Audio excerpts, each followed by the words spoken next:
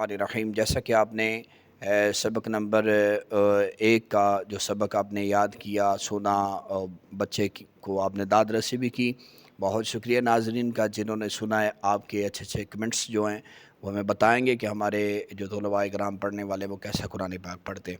तो अभी सबक नंबर 2 जो है उसका लबो लहजा किस तरह, क्योंकि कुरान पाक में अक्सर औक़ात जो हरूफ हैं वो आधे लिखे होते हैं, जिनके सर होते हैं धड़ नहीं होते, धड़ होता है तो सर नहीं होता। उन लफ्ज़ों की पहचान करके उन्हें पढ़ने का जो अंदाज़ है वो भी हमारी स्टूडेंट आपको सुनाते हैं, और इसको आपने कमेंट्स में ज़रूर बताना है कि कैसा लगा इनका वो पढ़ने का लबो लहजा अंदाज़।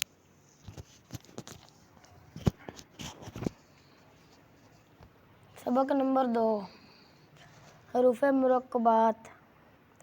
2 या इससे ज़ायद हरूफ को एक मरकब बनता है, मिलकर एक मरकब बनता है। मरकब हरूफ को मुफरद हरफ की तरह अलग अलग पढ़ना चाहिए और हमें तलफ़्फ़ुज़ की अदायगी का ख़ास ख्याल रखना चाहिए और इनको अलग अलग करना चाहिए। अलिफ, लाम, अलिफ, लाम, अलिफ, बा, अलिफ, नून, अलिफ, ता, अलिफ, या, अलिफ, फ़ा, अलिफ, शीन, अलिफ, सीन,